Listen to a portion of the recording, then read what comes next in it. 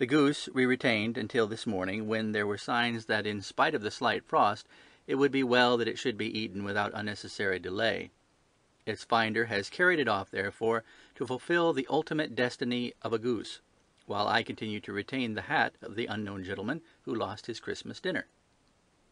Did he not advertise? No. Then what clue could you have as to his identity? Only as much as we can deduce. From his hat? Precisely. But you're joking. What can you gather from this old battered felt?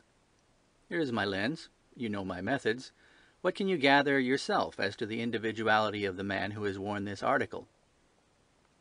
I took the tattered object in my hands and turned it over rather ruefully. It was a very ordinary black hat of the usual round shape, hard and much the worse for wear. The lining had been of red silk, but was a good deal discoloured. There was no maker's name, but as Holmes had remarked, the initials H.B. were scrawled upon one side. It was pierced in the brim for a hat securer, but the elastic was missing. For the rest, it was cracked, exceedingly dusty, and spotted in several places, although there seemed to have been some attempt to hide the discoloured patches by smearing them with ink. "I can see nothing," said I, handing it back to my friend. "On the contrary, Watson, you can see everything. You fail, however, to reason from what you see. You are too timid in drawing your inferences." "Then pray tell me what it is that you can infer from this hat."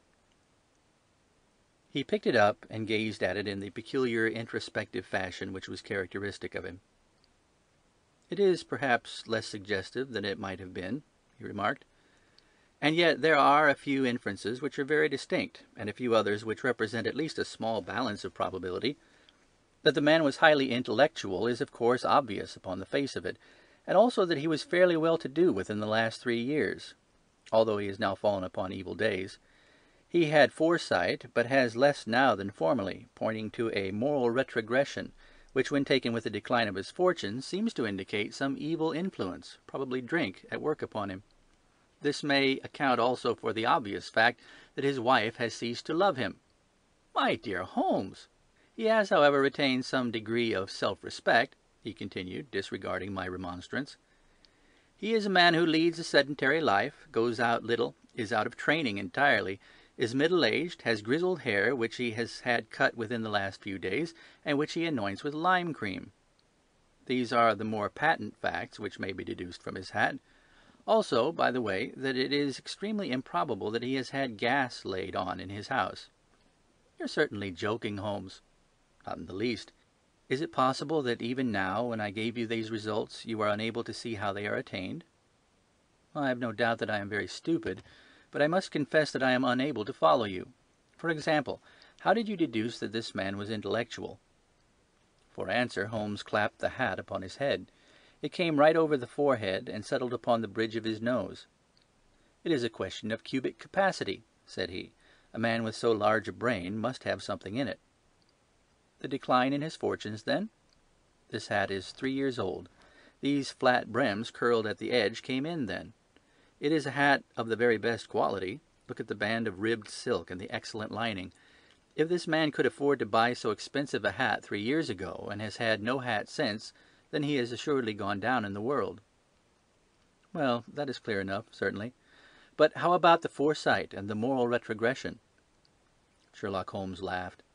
"Here is the foresight," said he, putting his finger upon the little disc and loop of the hat securer. "They are never sold upon hats. If this man ordered one, it is a sign of a certain amount of foresight, since he went out of his way to take this precaution against the wind. But since we see that he has broken the elastic and is not troubled to replace it, it is obvious that he has less foresight now than formerly, which is a distinct proof of a weakening nature. On the other hand, he has endeavoured to conceal some of these stains upon the felt by daubing them with ink, which is a sign that he has not entirely lost his self-respect." "Your reasoning is certainly plausible." "The further points, that he is middle-aged, that his hair is grizzled, that it has been recently cut, and that he uses lime cream, are all to be gathered from a close examination of the lower part of the lining. The lens discloses a large number of hair ends, clean cut by the scissors of the barber.